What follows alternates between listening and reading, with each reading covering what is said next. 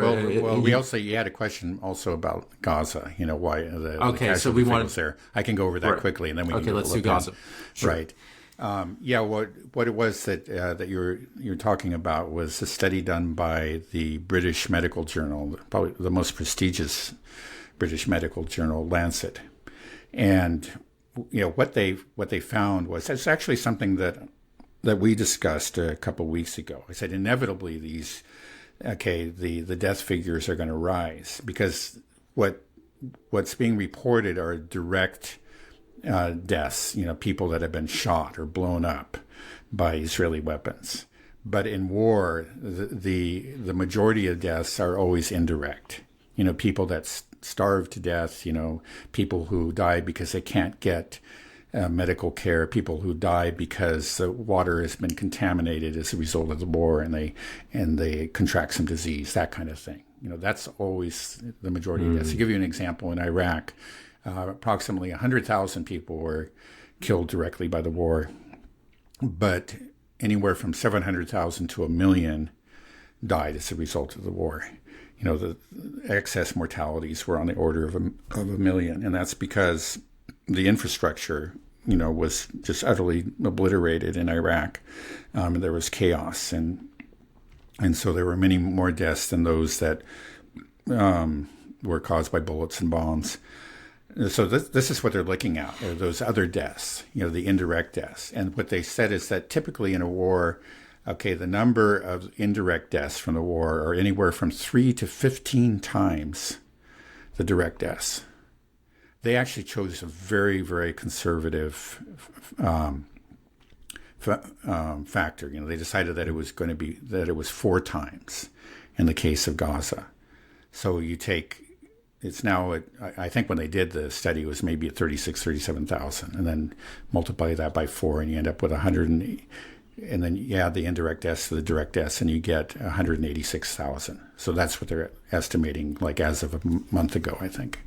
Of course, it could be even worse, because people say like those direct deaths may be even higher than we know, because there are people who could be buried under the rubble and so forth. These are just like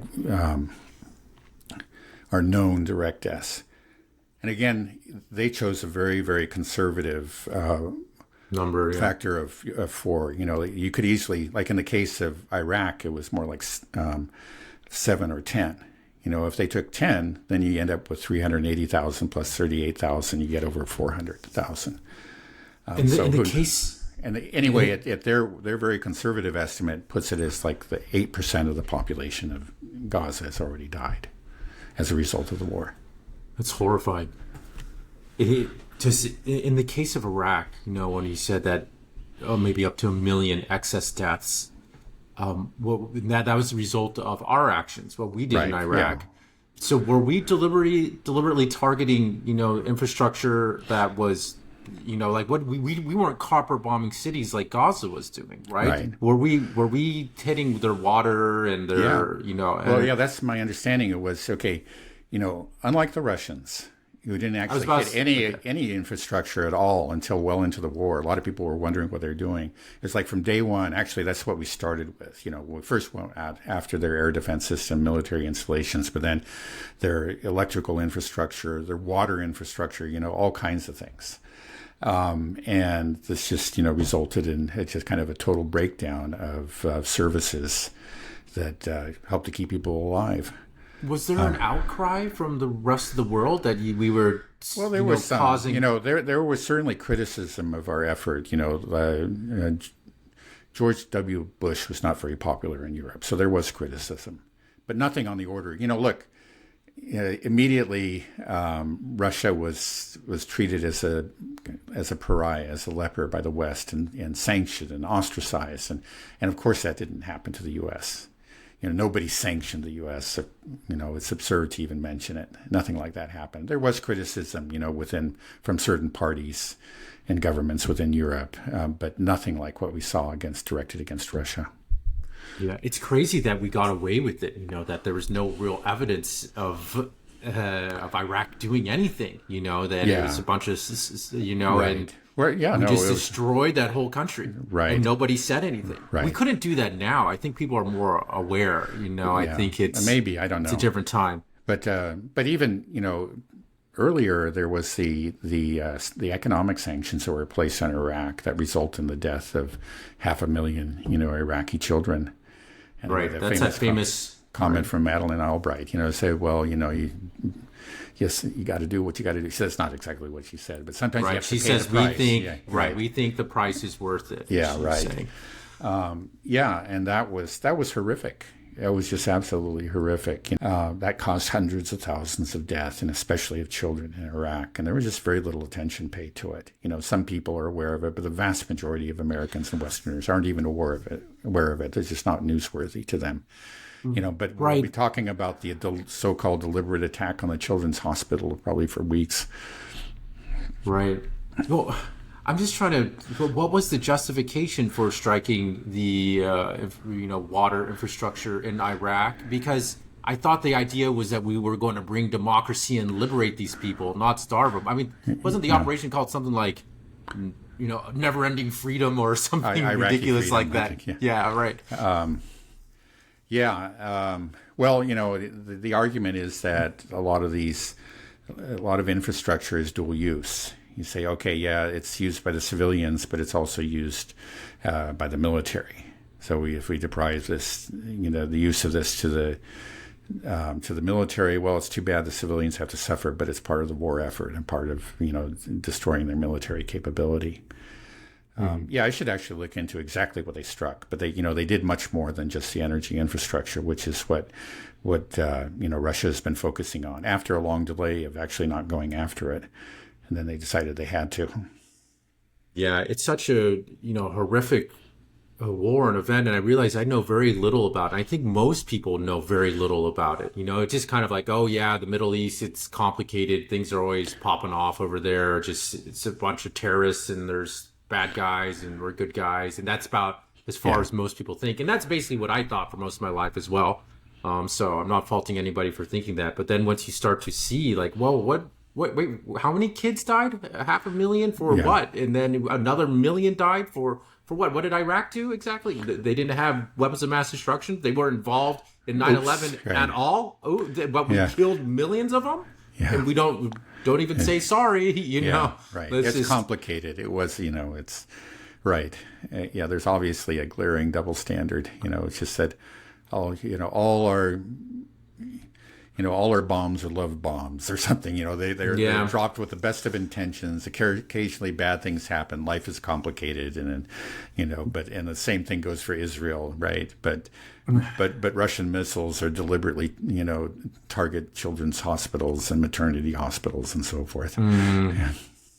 Yeah, I was I think only in middle school when 9/11 happened, and I remember being patriotic when we changed all of our menus to freedom fries and freedom toast and singing "I'm proud to be an American," where at least I'm free. Right. A lot of it's like they could sweep people up. Yeah, one thing I just want to mention about that, I mean, of course, the reason that we spoke of freedom fries is that this was targeting the French, who were not going along with our plans, and that actually, again, shows you how things have changed. It used to be that there were independent voices in Europe, and especially the French. They were not part of NATO until not too long ago. But all of Europe seems to have become just a colony of the United States. I mean, the neocons really have succeeded in subjugating the Europeans, the European elites. We'll see how long that lasts. So anyway, maybe we can talk about the French election and the British election. Well, let me briefly go back. Sorry, we got on such a tangent. I wanted to talk a little bit more about Gaza. So 180. So we had that number 186,000. Also, there was another story that I saw that broke through Haaretz, something that we've talked about multiple times before, and I know Aaron Mate and Max Blumenthal and the Gray Zone done great work on this. Talking about the Hannibal Directive that was enacted on October 7th. And the Hannibal Directive is the idea that we won't let our civilians, our soldiers be taken prisoner. We will kill our own men rather than for them to become hostages in Gaza. And Haaretz actually wrote this story. And Haaretz, correct me if I'm wrong, is pretty much the leading newspaper in Israel. It's not a scrub newspaper. This is like the New York Times of Israel. So this is It's something certainly that one of the leading. It may be the leading.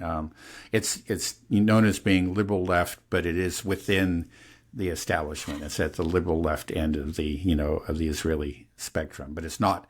It's certainly not fringe. Certainly not what you call really a dissident publication. right. So this is something that has a big impact on society within Israel, and they just released.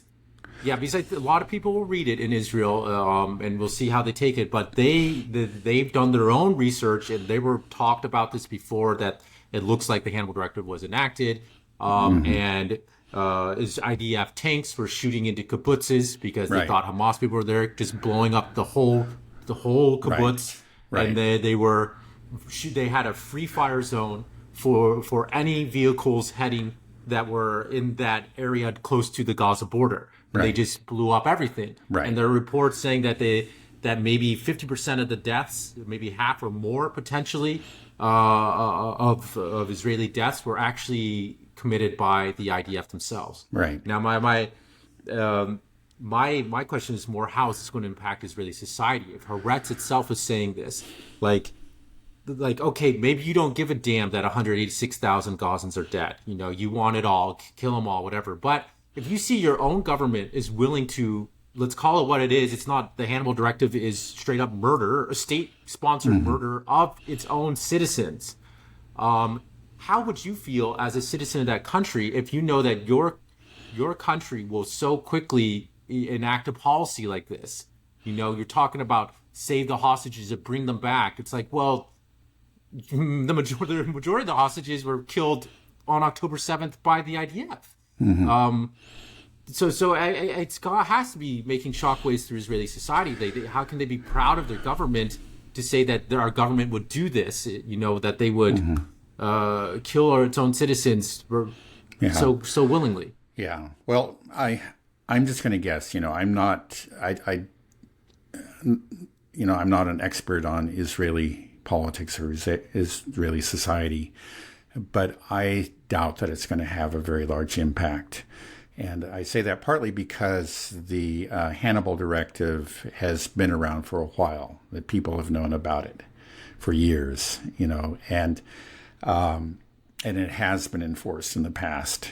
And to my knowledge, it hasn't created, I'm sure it's outraged certain sectors of Israeli society, but not overall. In general, there's a lot of support for the IDF. The IDF is a highly respected institution, and I think they trust them to make the right decision. And they would say that this was a difficult decision for them to make, but they had to do it for whatever reason. That's what I think is going to happen. Really? Yeah. We'll see. We'll watch it. We'll see if the story starts to have some kind of an impact, but I doubt that it will. Okay. Well, that's a shame, because I was thinking like, well, this is good. It's breaking into the mainstream that, hey, the Israeli government is out of control and they were responsible for a lot of the deaths on October 7th. That should cause outrage, right? You'd think it would. In a normal society, it should. Right, but I think it's broken through in Haaretz, and and the Haaretz readers will know about it. I have the feeling that there's going to be a code of silence about it outside of that, that particular sector, and it's going to be less than 20% of the population. The rest of them are not going to hear about it, or if they hear about it, it's only going to be with a certain spin and say it's those terrible lefties that are saying this, and don't listen.